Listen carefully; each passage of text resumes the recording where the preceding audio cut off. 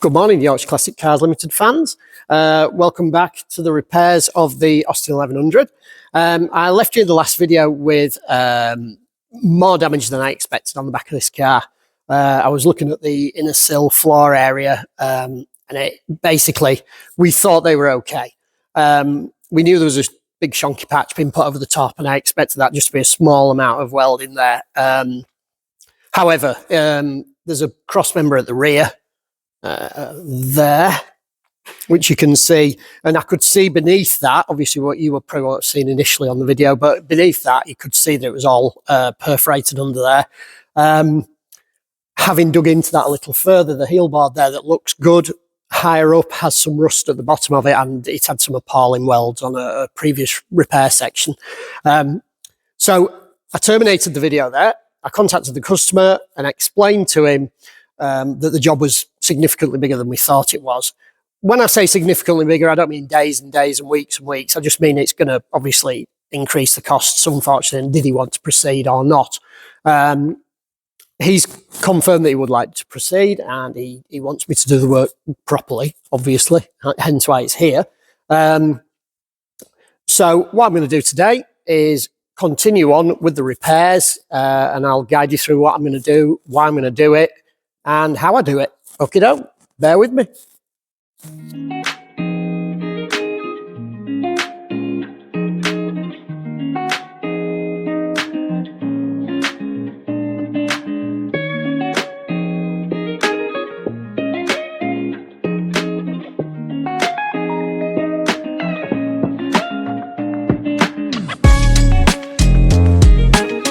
So here we are.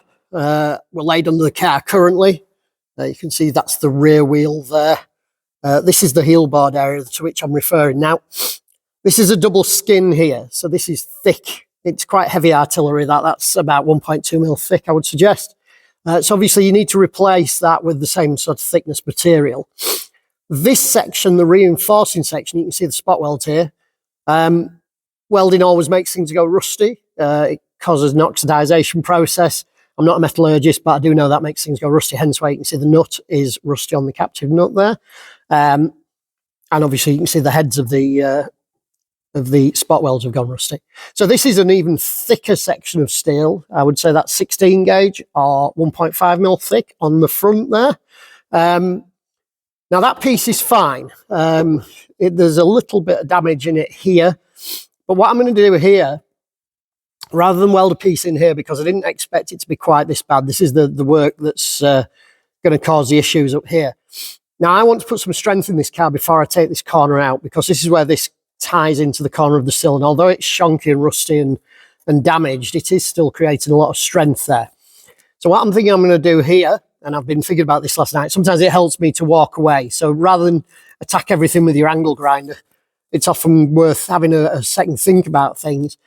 I'm going to cut this a little higher now. This is thin, but not really thin. And I'm going to put probably about 1 millimeter under that weld there, under that reinforcing panel, right over to the end here. Then I'm going to cut clean through it here. And I'm going to cut a nice thick piece of steel, at least as thick as this, probably 1.5 mil, maybe 2 mil thick. And I'm going to butt weld it all the way across there, because I can't get in without dropping the subframe off. And the job doesn't want to get that large. If the customer later on decides to do that, he can get in there and grind it back and seal it back. But I don't want a particularly shonky, horrible old weld at the back of there that I can't get to grind back. So what I'm going to do is cut that, clean it thoroughly. You can see in that edge there, there's a little bit of rust there from capillary action of the moisture and the salt and stuff. And I'm going to cut across here and up here. Now, this piece of steel needs to be shaped. You can see there's some shape here, but the shape has been lost a little. So what I'm going to do there is cut across here, weld in a piece there, and just leave it a nice square piece for now, and then I'll trim that as required at a later date. So when I start to put the closing panel in, so for the time being, that'll stay there. I will match it in here, because I don't want to have to cut there with the cutting disc and end up cutting into the floor here, because there's nothing wrong with this. It's old, but as you can see, it's not rusty and rotten, it's fine.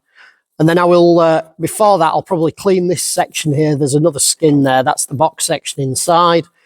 So I'm going to take this off here, and then I can look at making a floor section to go in here up to there and across there, and that will box all that in and add some sort of considerable strength to the vehicle here.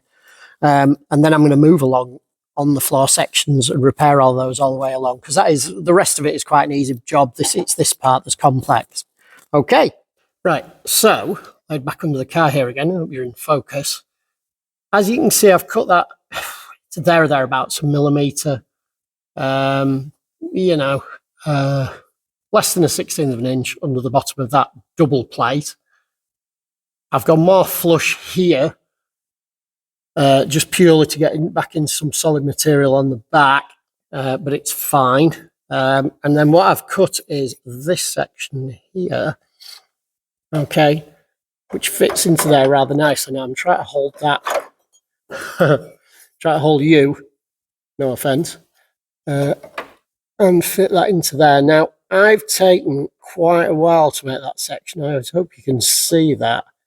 It fits in there really nicely. Now it's really difficult to hold the phone, the camera, sorry, phone, whatever, and hold that in place. But as you can see, that's pretty blooming close fit. Now, if I was butt welding this into thin material, this is thick stuff, it's 2 millimeters thick, I would be making that gap virtually invisible there. But because it's 2 millimeters thick, I know I can get good penetration on that with the welder. Same at the ends there. You can see I've cut the end off so it's level, so I don't have to faff about struggling there with my angle grinder to cut the level edge off. And then what I will do is, once I'm sure on the level it needs to be underneath, I will cut it all the way when it's level with the new floor section I'm making. Obviously the floor section will lead out from here, and that will come across nice and square to that. And then I can trim this off because I don't know what variations there may be in there. Because the car's had so much patchwork done under the floor, you've kind of lost the original shape. So I need to make that correct. But also I have to remember that the closing panel up here, what's left of it, will match to this and to that and to the inner sill and to the outer sill. So hence why I've left a load of extra material on the end there. Because quite honestly, A, it makes it easy to weld in, it dissipates the heat a little better, and B, it's easier to trim shape once it's in there than adding little stupid bits in afterwards because you've cut it too small. Now then, I'm going to turn my light off and talk about making plates. I've made that section there. It's made out of material at least as thick as was in there originally. I've gone in between the two thicknesses to try and draw in extra strength. I haven't cut away the interior panel, so this has got to be the same thickness as the exterior of that kick plate to retain the strength. They used that thickness specifically to make sure it was strong enough, okay? Now then, to mark it out, I have taken literally ages to mark this out. I've used a scribe. Sometimes I use the tip of a warding file, or even a sharp penknife will do it, but even a pair of compasses, actually, I've used in the past, the pin side, obviously. It will give you a sharper line to cut along when you put that up behind your plate that you're making and scribe along it, than such as a pencil or a Sharpie. Now, I have nothing against using Sharpies and things, obviously, but I quite like to use a pencil because I can see it easier. But the fact is, when you're wanting a really close fit, try to use a scribe. It makes a much, much neater job. I then mark it onto my material. This is it's a bit of an oddball shape because I'm running out of the thick stuff, and that's the last piece I had, and it was all cut jiggly wigglies. I cut it initially using the guillotine. This is my guillotine. I mounted that on those legs many, many years ago, so please don't frown on my welding. I use that. I retain all my little bits of offcuts, look, because sometimes they come in for use. I am a serial hoarder. I think that's part of classic car ownership and manufacture and restoration. I like to use this. Now, the person I used to work for always cut everything with an angle grinder. He hated a guillotine, and that's how he was used to doing it. I'm used to doing it on a guillotine. I can turn out my work nice and quick with that, and that's just what I'm comfy with. I do my initial cuts with the guillotine. Then any micro adjustments I need to make, I either take off the original section or I do with a flat disc or an angle grinding disc or whatever, just to get that shape. You'll notice there I've radiused the corner. I can get good penetration in that corner then, and it allows for, because it's difficult to cut neatly into the corners, it allows them to miss that. Now, this is real thick stuff. I'll have no issue whatsoever with welding any gaps up in that. When I say gaps, we're only talking about 1 millimetre. We're not talking about sort of 2 centimetres here, 20 millimetres, 1/4 of an inch. It is worth taking your time to make the panel the right shape and a good fit. It will save you time. If you're not confident about your welding, or if you don't enjoy the welding, or if you're thinking, it's under the cam, laid on my back, it's horrible, there's sparks, the better you get your fit, the better the welding will be, and the easier and quicker it will be. When I go to attach this, I will hold it in place, because obviously I can't get to clamp it. I may get a clamp on, we'll see, but I think I'll struggle to get one with the subframe being so tight behind it. I will clamp it up, I'll spot it in a couple of places and let that cool down so it moves around and does what it has to do, and then I will weld it in.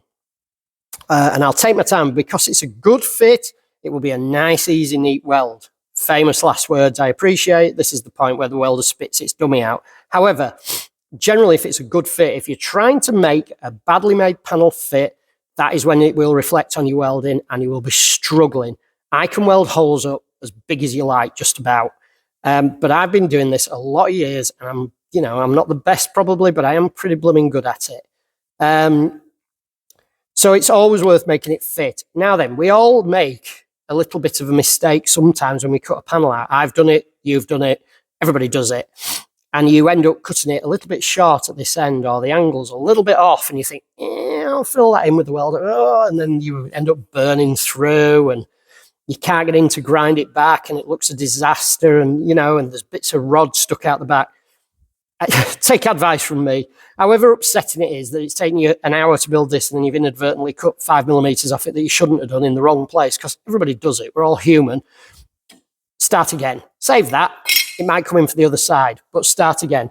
Make it a good fit. We've all done it. Everybody does it. Professionals do it just like you do it. Everybody does it. It's just because you're human, okay? So what I'm going to do now is I'm going to grab the welder. I'm going to put my torch on charge while I grab the welder, because inevitably it'll go flat midway through the welding. Grab my mask, make a bit of space, and, well, hopefully weld that in nice and neatly and set fire to myself in the process, because obviously I'm laid underneath it. Okie dokie. Right, so we're back. As you can see, I've fitted up the panel. There's no gap, virtually, all the way around, look, once it's in place. I managed to get a clamp on this end to keep it square there.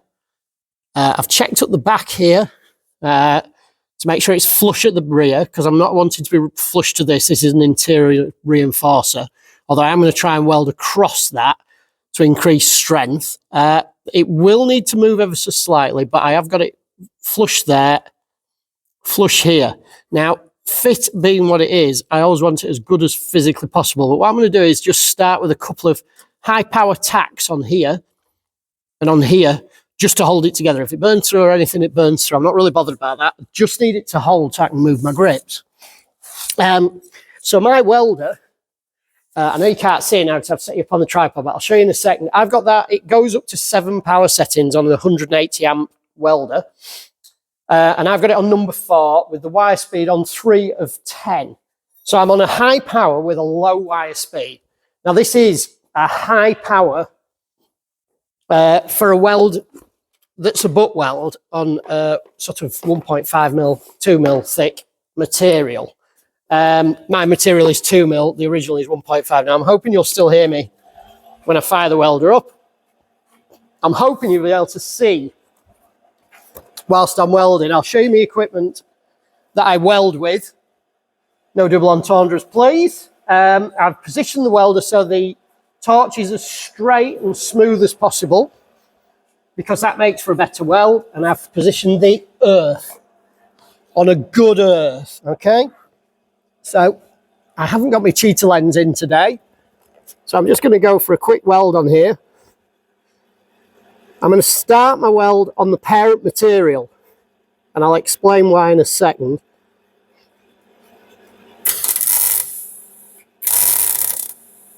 Okay, that's one tack. Let it move around a little bit because it's going to pull as it dries. Cools. Same again.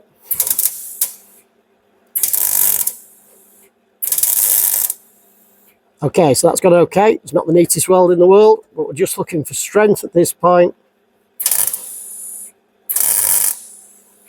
And that's my 3 tacks. Right, so I'm obviously going to continue to do that all along the piece. But I do need to check as I go along that the fit is correct. Those 3 were fitting perfectly, so I can definitely get a tack on those. I could seam weld those now, but what I'm going to do is try and tack it all so it's flush. You see this part of the back here? That's still flexible. So I need to move my clamps. This clamp is only holding the piece up. Don't need that anymore. Okay, this has welded it up perfectly. I can then position this. It will need a couple of welds along here. This is pretty good here. Put one in there, put one in there. Now, my panel is perfectly flat because I started with a perfectly flat piece of steel. The panel behind has a slight wave in it from it having had this welded on it. Now, I can't straighten that, so I'm going to have to make my panel match that. Hence why I'm just going to have to move it ever so slightly. Now, I don't like doing that, but it's just the easiest way on this occasion. So I will weld this, and then I will put a slight twist in there just to bring this back into there so it's flush at the rear. Now, there's a slightly larger gap there, and I've left that purposefully. I want to make sure I get a nice, neat, penetrated weld down there, purely for strength, because the material is a tiny bit thinner on the back there. So I want to make sure I've got a good fit. So I'm going to just pause you a sec. So now I've whipped you out, there were misses. I'll show you that the earth is on a freshly cleaned piece of material there. I've ground off the original welds, and the material is back to good, thick steel. I've cleaned up the earth there. You should be able to see the inside of the earth clamp, giving that a quick buzz as well, just to make sure it's perfectly clean to get the neatest possible weld. A good earth is absolutely critical. Mine's a craft MIG. I've had this, gosh, must have been nearly 30 years now, 25 years. Excellent MIG welder, made by the same company, Sabaru, who makes Snap-on. So it's a good welder. I was recommended this by the welding shop I bought it in Wakefield in West Yorkshire originally.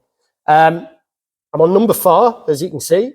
Now then, this may need to go down to number 3, depending on once the heat's in the material. If you get a lot of heat in your material, obviously you need to carry less heat into it to weld. So I can adjust that if necessary, but I'm about halfway up. Now, that will change a bit.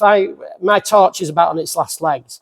When I buy a new torch, I'll probably just need to go down to number 3 because the torch will work more efficiently. The tips will affect it. If you put a new tip in, that will affect it also. Your welder will be different to mine. They're not all the same. You can't just go with these settings. I like to do a small tack with good penetration on high power and then stop. Okay?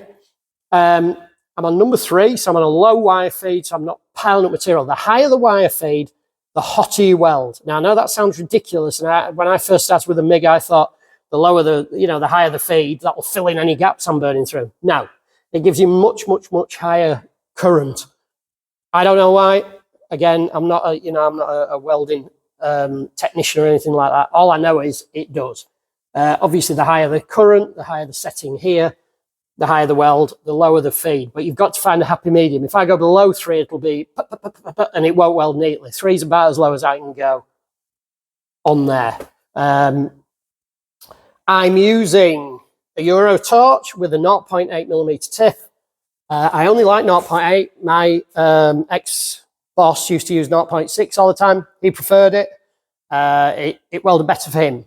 Again, it's however you like it. I know lots of people only use 0.8. And they use carbon dioxide, as you can see there, CO2, carbon dioxide. This welder will not work with Argoshield. I have no idea why. I invested in a bottle of Argoshield. The welder didn't like it. Some welders don't like it. Some welders do. Maybe it's me, maybe it's the welder, I don't know. But I can get the best results with that. If you go with Argoshield, it will make a neater weld. You'll get less spatter. Some people seem to think it's night and day. I don't. I think it can make nice, neat welds, but in my experience, it's not really worth the extra expense. That whole bottle costs about I bought the bottle and it costs about 40 quid a time to fill. And it lasts me, as somebody who works here, works doing a lot of welding, about a year and a half. I have a small bottle that I keep in reserve so that if this one runs out, I don't have to nip off straight away and get it refilled. That's the only problem. I have to go to a place that refills it. Nice guy in Doncaster does it. It stands to my welder because it's not designed for such a heavy bottle. But anyway, it does the job. Mask. I use a solar mask. It's one of the ones that's true colour. I bought this when I'm TIG welding actually, but it works lovely with the MIG. But the only problem with the MIG is it does that to your screen. It's a Tacking, and I heartily recommend that. It is made by the same people. The electronics are the same people as Lincoln, but they're a lot cheaper. I had a Lincoln mask. It was lovely. I had a bad welding day and I threw it across the workshop and gave it an edema. And it turned out that getting a new electronic section was more expensive than a new mask, and you still had to wait 3 months. The guys who I bought it off recommended this Tacking. He said it's the same electronics, but they're significantly cheaper. So if you're fancying a new mask, I can't really work with the cheap ones. I've had a couple off, such as Amazon and eBay, and they're okay for a while, but they just don't give you the same sort of quality. And the better you can see, you've got to be able to see where you're welding. You can't, if you're doing it blindfold, you'll never get a good weld. So I think if you're planning on doing a restoration, I think this was a couple £100. It'd last forever if I wasn't in this environment. If this was being done at home on a weekend, this would last my lifetime. I'm certain of that. Occasionally I have to change the battery. That's about it. And it's got more settings than your television. So very, very good mask, and I recommend it a lot. Right, so what I'm going to do now, I'll set you back up on the old tripod ski and I'll tack that up. And then I'll probably montage you when I'm doing the full weld, or I'll tack it up and then I'll montage you when I'm doing the weld. Okie dokie, thank you. So here's a little postscript on what I just said on that tacking video. First, you'll notice I'm laid on an old curtain or a bit of old bedding. It's already been on fire. You need to be aware of that. If you are ever welding and laid on something like that, what I tend to do when I finish, is obviously I put it out as I'm going along, but I will quite often I'll throw that outside and leave it overnight in the rain and then bring it back in tomorrow and let it dry out again just to make sure it's not on fire. But what I do is I do all my clearing up after I've finished welding to make sure everything is out, the car, anything that could be on fire around me, and I check for smouldering. It usually will smoke, but you won't always know it. So, you know, please be as safe as possible. Secondly, I started my tacks on the parent material. That's because that is a little bit thinner than the new material. I did a dot, spot. Well, that dot allows that material to thicken a little bit. It is stone cold. When you touch it with the welder, it will heat up. However, if you start your weld here, it has already heated up and you'll blow a hole through it.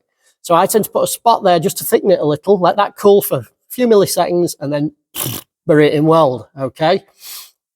You can see here that some of the fungus has risen up. Let me zoom in a bit.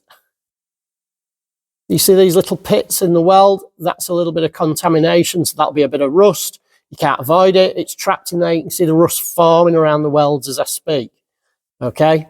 That's what happens when you weld stuff. Don't start saying that's because I'm welding wrong. It isn't, okay? If you can do it without that, I'd love to see it. That's not me being smug. That's just me talking from experience. Thirdly, this car has been undersealed. You can see the underseal under the floors quite thoroughly. It is undersealed up the back of here. That will drip down when you're welding. It will heat up and it will drip out. If it hits your skin, it will stick while it burns. It is awful. If you don't like wearing gloves, maybe try some cotton gloves. I am so burnt and knocked about, I don't even feel it anymore. My hands are numb. However, it will drip down, it will set on fire, and it will ruin your welds also. Clean it off wherever you can. You'll have noticed I went across the back of the subframe there and cleaned some of the stuff off there, because it will also burn quite thoroughly. It will drip onto things whilst it's burning and then set fire to them. I have in my workshop fire extinguishers all over the place, okay? Those are the proper ones I have down there. Those are serviced every year and they're my legal fire extinguishers for a fire. Those are the old ones that are out of date. They're fine, they work perfectly, but for the reasons of insurance, they're no good. So I keep those around. Okay, so there's one on each there. That's dry powder. You don't want to use that particular. There's one over yonder there behind my Coke bottle. Okay, those are in case anything bursts into flames and I can hit it. The worst case scenario is you should have a watering can full of water or something, because I'll tell you now, although it's going to ruin your welding and your panel, it's a lot better than burning your house, your car, your garage, your workshop, whatever down, okay? So, you know, just bear that in mind, please. Now, I'm going to weld this up seam, and I will give you a shot on that as I go. I'm going to start where it's thinnest on the top edge because I don't want the heat in the panel yet. To be continued. Okay, obviously I'm working on the car when I do this. I'm laid on my back. So I'm hoping the light source isn't in the way of what you can see, and I'm hoping you can see what I'm doing. If you can't, I'm sorry, and I'll have to re-record some other part. But here we go, okay? So,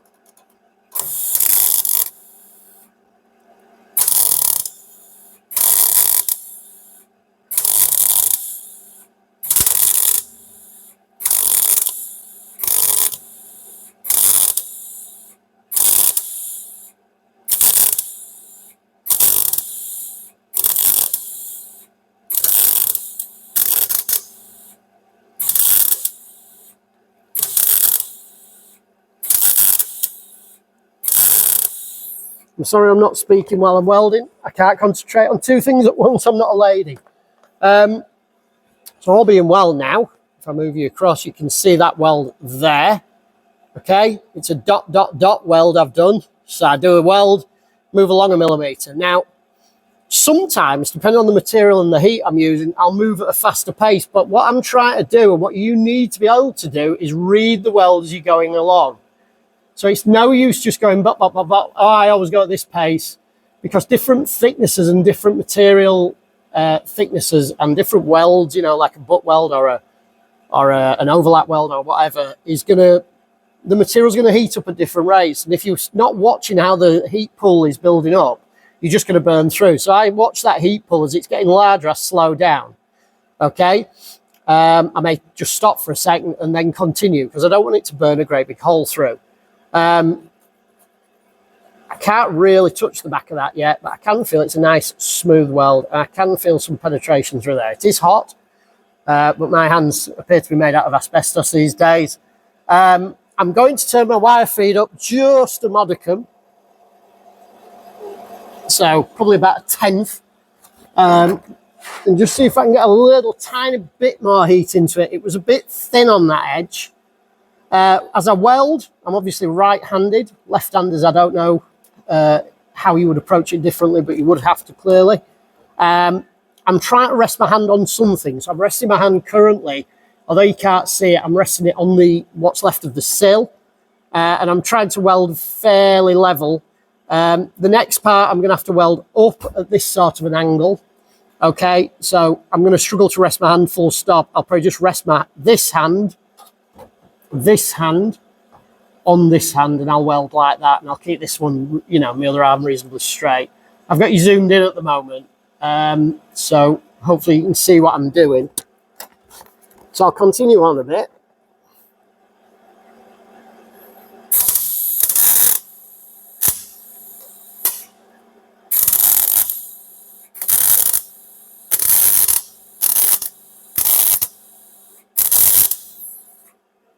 I'm going to have to stop there. Although that is a very neat weld, and it is a very neat weld, I'm actually struggling to see because the camera is where I need to be. So what I'm going to do is I'm going to try and set you up. It is a neat weld, okay? I will try and set you up so you can see, but so I can get in there a bit. I may put my arm in front of you. If I do, I'm sorry. I'm trying to set you so you can see the material. Where the hell am I? Sorry. Right, so if I get you too close, I can't get the angle. Hang on.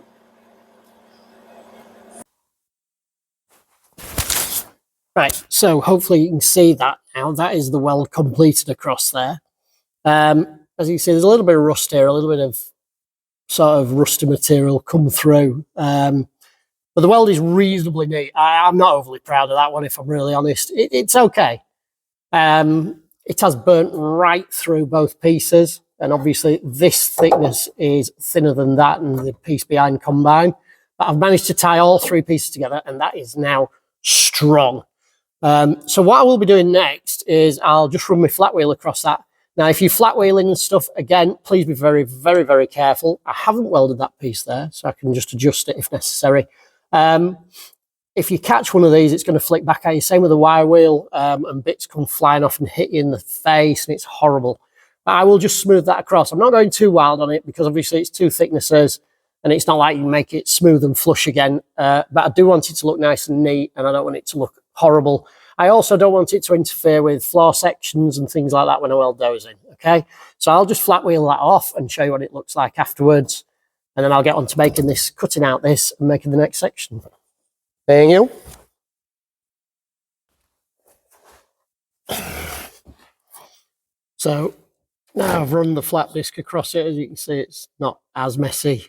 Is that a perfect weld? No, not really. It's perfectly good at its job. Is it perfect looking? Probably not. But once it's had a bit of paint around it, it will be absolutely fine. It's a good, solid, strong weld. There's no porosity in it. These tiny divots here are just from it being thick material up above it. That's made a reasonably tidy job. Obviously, again, this will be cut off level with the floor line. So next, what I want to do in there is cut this out, and then I'll be spotting a little bit of paint in there just to make sure all that's protected inside, and I'll finish dressing these edges, okay? So I'll probably montage that for you. But I'm quite pleased with that. It's good and strong, really solid, really nice weld at the back. It's burnt right through, you know. So that's the first repair done.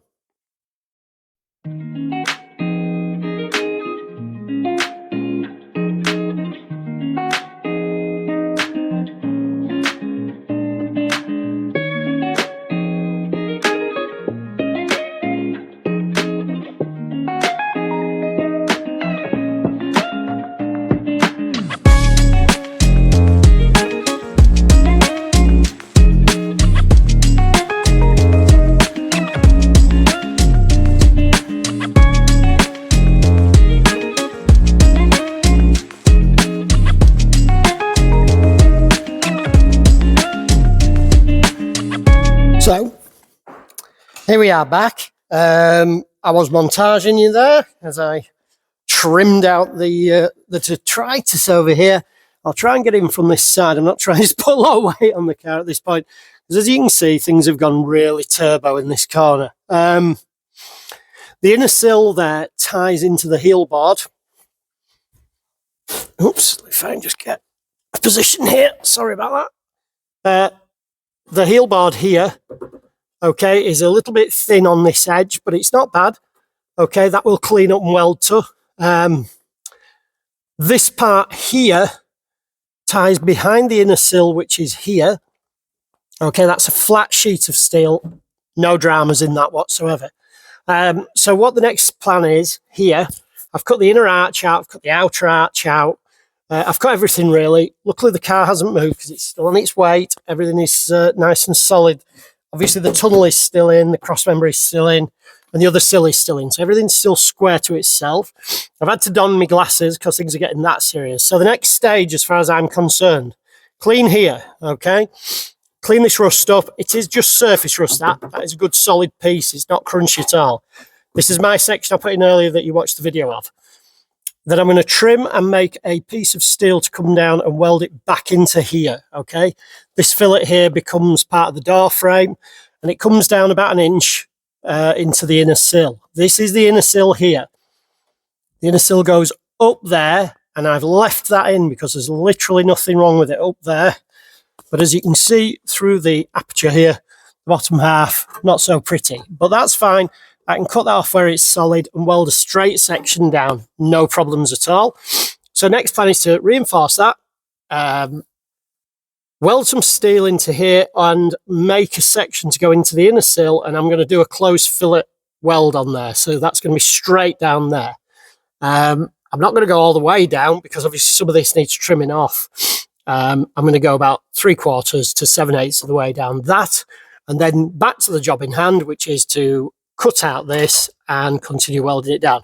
Now, while I've got access to it and it's a bit easier, I may just slide across there with the angle grinder. This, believe it or not, is absolutely solid from where that perforation is above, up to about sort of quarter of an inch, half an inch above that is absolutely solid. So I'm going to slice as neatly as I can across there, beyond where I need to go. Always cut a little bit beyond, because it just makes life easier later on, because then when you're cutting back, you're not cutting into where you've already welded up and repaired. And then I'm going to tie all this corner back together, okay? So that will then put the strength back into this corner. The door still closes perfectly, or as perfectly as it did before, so there's no issues there, nothing's moved, but I will, of course, check that each time I tack something together and weld it. But yeah, the next basis really, I think I'll probably make a section here. This is the inner wheel arch here. I don't know if you can see where my finger's pointing to there. There. Okay, so that is, sorry, I've got my varifocals on here, so you're all out of focus on the screen. That needs to come into this part and into the inner sill, so I have to make a seam there. Now then, that's not a problem for repairing it. Obviously, I make these sections to go in the inner wheel arches there because they always fit better than the ones you purchase.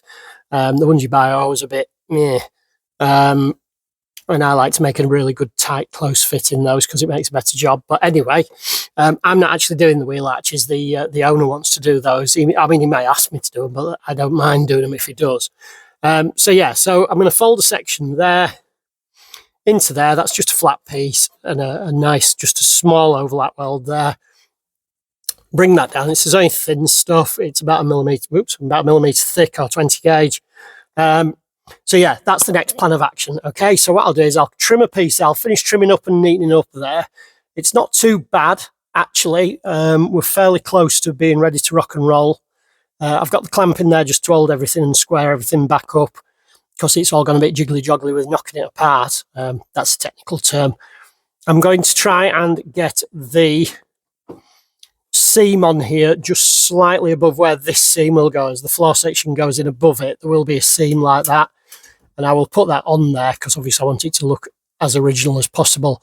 This will be one piece, and as I say, this will be cut off. I'll always cut a bit of an angle in there, just makes it look a little bit neater and relieves some of the stresses when you weld it in. Okay, to be continued.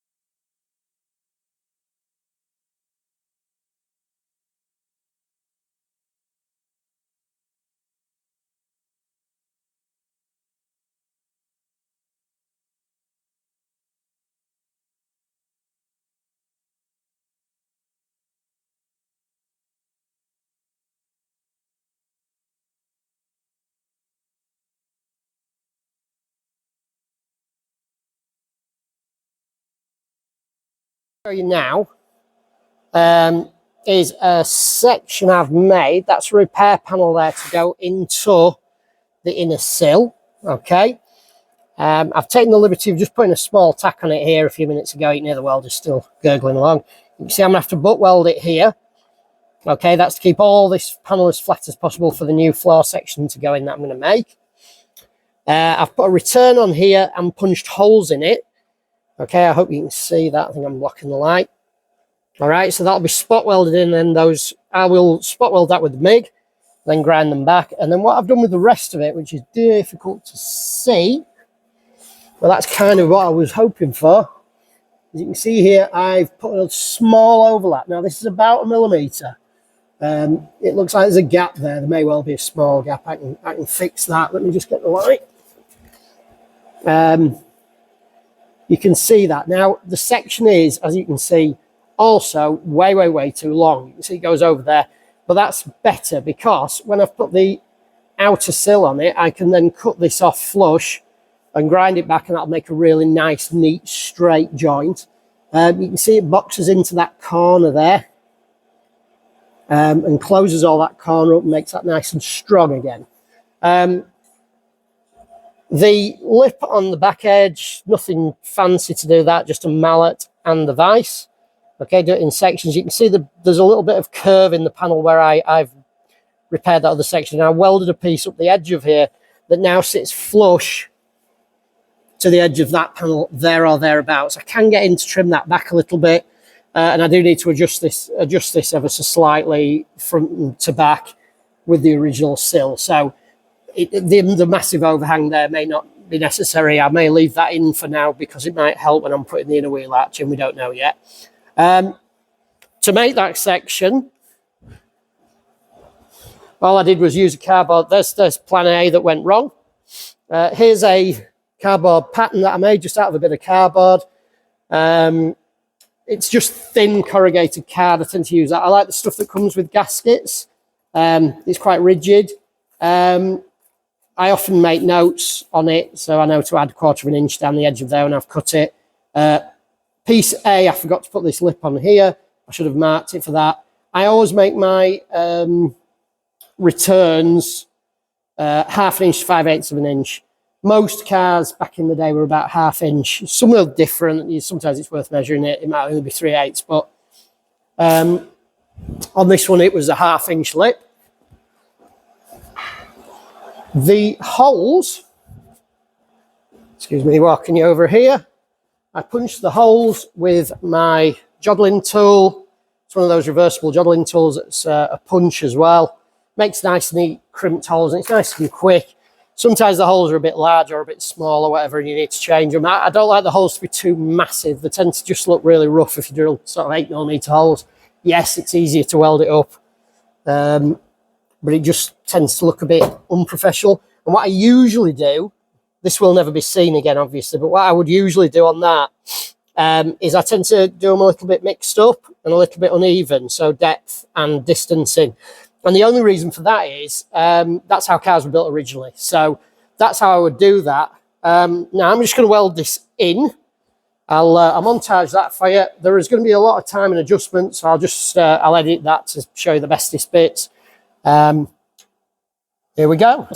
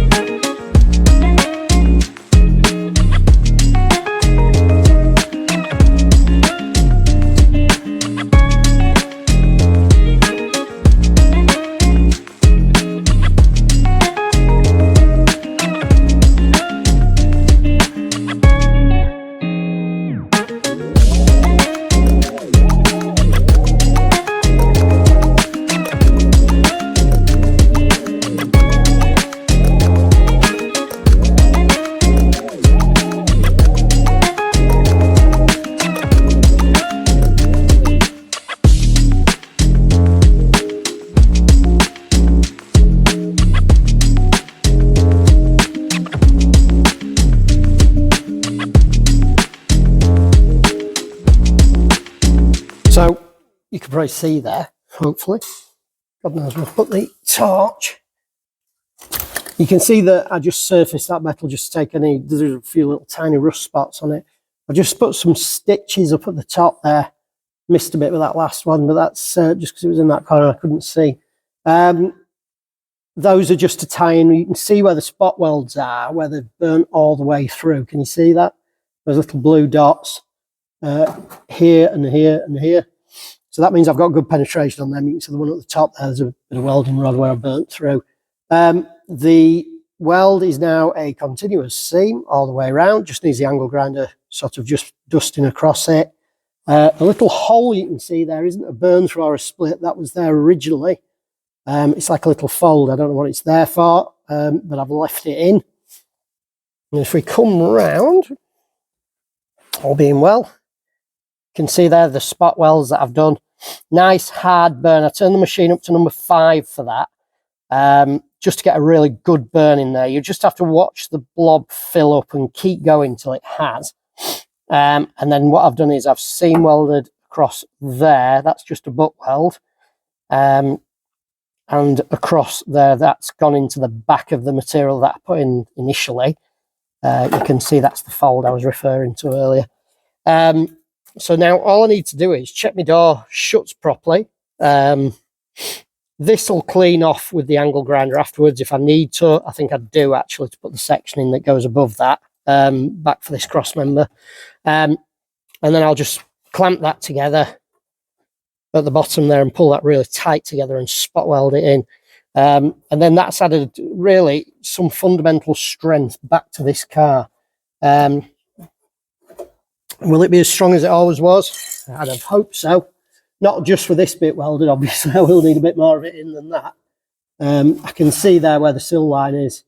This is where the closing panel goes, and the inner sill here should fit between that. So I'll just line that up to there.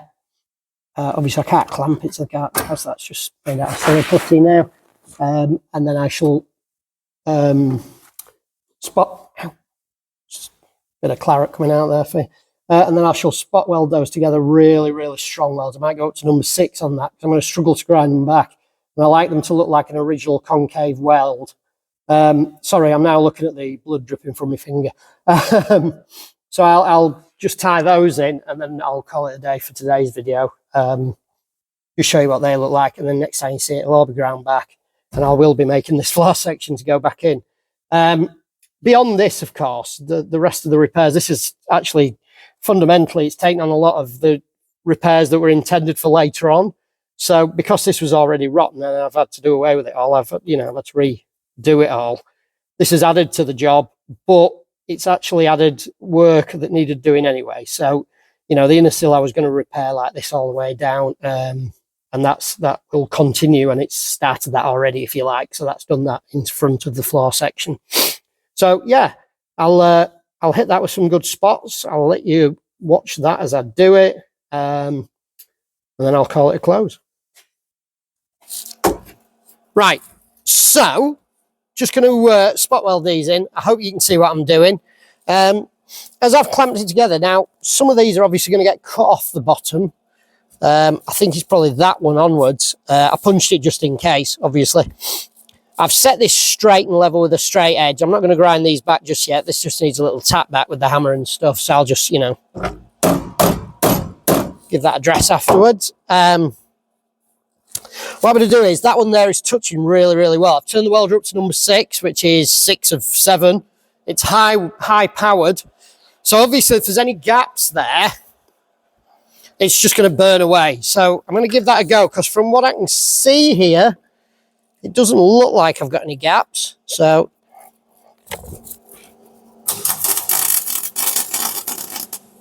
no, that's gone pretty well.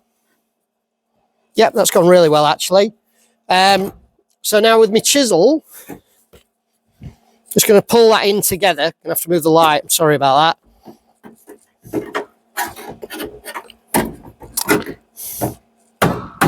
Because I obviously can't get behind here to put a clamp on. I don't have any clamps large enough. There probably is something out there you can use. But you need to to work at keeping those gaps as tight as possible, not only for fit and finish and quality and strength, but also for the ease of manufacture. So that second one now is looking pretty good. I'll give it a go. It's one of those where it looks fine from this angle, but may not be, but we'll have a go. So I'm just resting the welder there on the old floor. Missed completely. That's gone okay. A little bit blobby, but it hasn't burnt away, which is the main thing. I can then grind that back. As you get more weld on, it obviously gets more solid. Now, what I am going to do with this, once I'm finished, is up the outside, when I've cut away for the sill and everything, I will seam weld down the edge as well. Mostly to stop water ingress, but also to add a little more strength. Probably just a few stitches, you know. And that's that one. There's no need to build up a lot of material in there. I can go at this with high power because it's such thick stuff. I mean, you've actually 3 layers I'm welding together here. Now this one's got a tiny bit of a gap in it, so I'm going to try my best here.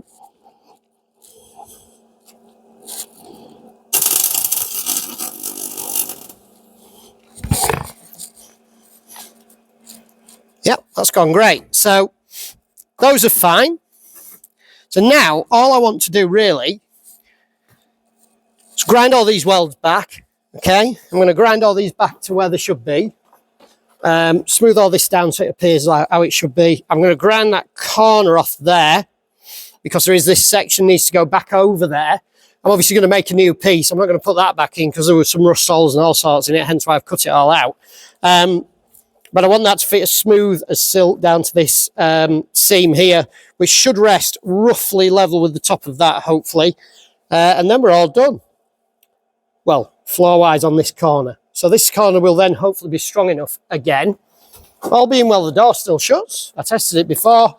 I've jiggled the car about a little bit just to... You'll be wiggling all over the place, but the door fit is good. So that means everything is where it should be. It's actually, I found when I cut the sill away, the inner sill, and I was thinking, I wonder if my brace would fit, and it wouldn't. And I thought, oh gosh, I hope it doesn't move because there's not a lot holding this corner of the car together now.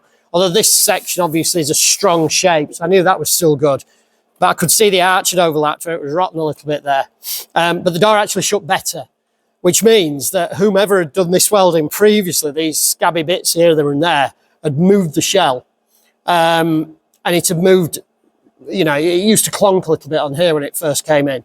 But when I actually cut that, the car had relaxed a little bit and it made it a better shape. So what I've done is I've put a jack under the floor just to ease it up a little bit and just make sure it's all in the right place. Because obviously I'm tying the inner sill into the back half of the car now. And that needs to be in the right place. Now it will still move, and I take that jack out, and when I do the outer sills off and stuff like that, it'll still move, but at least now I know this is correct. If you liken it to building a house, if your bricks are out 1 millimetre on one end when you do your first course of bricks, by the time you get to the roof, it'll be like that. It'll be at 45 degrees. So what I always perceive it as, I got told that many years ago when I was at college, but I actually perceive that as I try to get everything as right as I possibly can do. Because if it's right now, I probably won't have to cut all this out and start again. As I add to it, it'll just get stronger and stronger and stronger and stronger. If you start wrong, you then try to fix that wrong all the way through it. And that just makes it harder and harder. And it's a bodge, and it's a rough, horrible, nasty, just, you know, just bodgy job by the time you finish. So if you get your foundations and your first row of mortar correct like this, then, you know, you've got a better grounds to build something good at the end of it. Okay, right, I'm going to call the video a stop there. Thanks. If you haven't subscribed already, please do. Take a look through my other videos. If you like classic cars, you'll find something in there. Obviously, if you don't have an 1100, you can apply skills like this to any car. I don't do these day in, day out. I just fabricate and weld. Okie dokie. Thanks for your time. Thanks for watching. Next video will be the floor sections and then moving along that floor edge. Thanks a lot.